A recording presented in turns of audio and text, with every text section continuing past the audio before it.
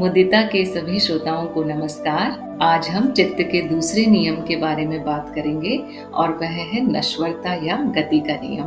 तो यह नियम कहता है कि चित्त में जो भी है, यानी जितने भी अनुभव प्रकट हैं, वो सब नश्वर हैं, परिवर्तनशील हैं। प्रत्येक अनुभव, चाहे वह कैसा भी अनुभव हो, वह पैदा होता है, उसका विकास होता है, थोड़ी देर रहता है और उसके बाद वो नष्ट हो जाता है।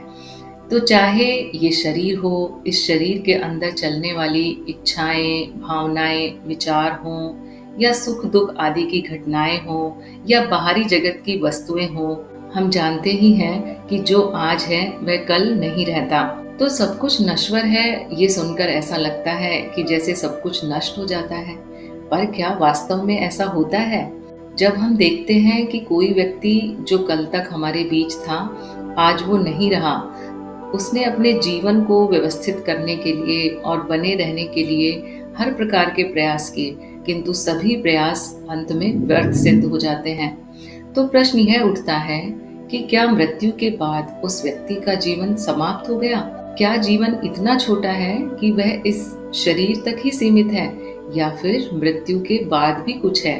तो इस तरह के प्रश्न जब उठते हैं, इस तरह के विचार आते हैं, तब व्यक्ति सत्य को जानने के लिए प्रेरित होता है।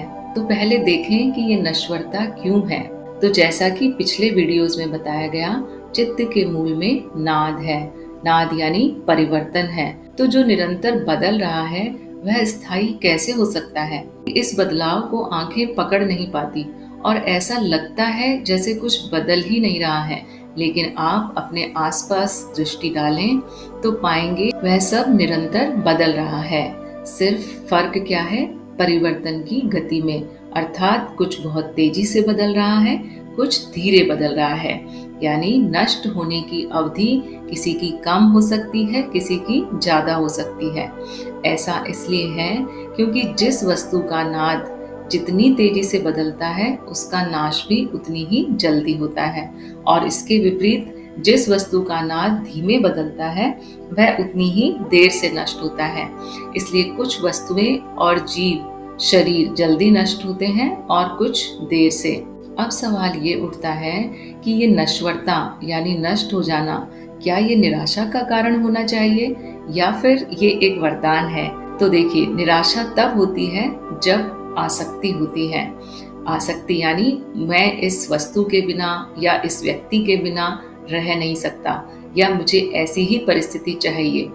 यदि आसक्ति नहीं है तो नश्वरता वरदान है। तो कल्पना कीजिए कि आपका शरीर कभी नष्ट ही ना हो, आपके आसपास का वातावरण कभी बदले ही नहीं, और आपके शारीरिक और मानसिक अनुभव भी जस के तस बने रहें। तब जीवन कैसा होगा? सारा सौंदर्य ही समाप्त हो जाएगा। जीवन का सौंदर्य नित्य नवीनता में है। तो नश्वरता का नियम एक वरदान है, क्योंकि यदि पुराना बदलेगा नहीं तो नया सौंदर्य उपस्थित होगा कैसे? पतझड़ के बाद ही वृक्षों में नई कोंपलें आती हैं और सारा वातावरण सुंदर हो जाता है। इसलिए एक आध्यात्मिक व्यक्ति बदलती हुई परिस्थितियों में सदैव एक समान होता है, क्योंकि वह चित्त पर निर्भर नहीं होता, इस बदलाव से निर्लिप्त होता है, असंग होता है। तो यह नियम यही सिखाता है कि किसी भी अनुभव से बंधना या चिपकना बुद्धिमानी नहीं है, क्योंकि सब अस्थायी है, जा ही रहा है। तो बुद्धिमानी क्या है? उसका उपयोग कर लेना। जो भी अनुभव है उनका क्या सदुपयोग हो सकता है, ये देख लेना। तो ये जो मनोशरीर यंत्र मिला है, ये भी जा ही रहा है। तो ये नष्ट हो, इसके पहले ये जान लेना चाहिए कि ये किस लिए मिला है, लक्ष्य क्या है। क्या आप उस लक्ष्य की तरफ बढ़ रहे हैं या किसी और ही माया जाल में फंस गए हैं? तो ये कैसे जानेंगे कि मेरा प्रारब्ध क्या है, मैं क्या करने आया था? तो उसके लिए दृष्टि वहाँ ले जानी है जो कभी नहीं बदलता, जो स्थायी है, शाश्वत है।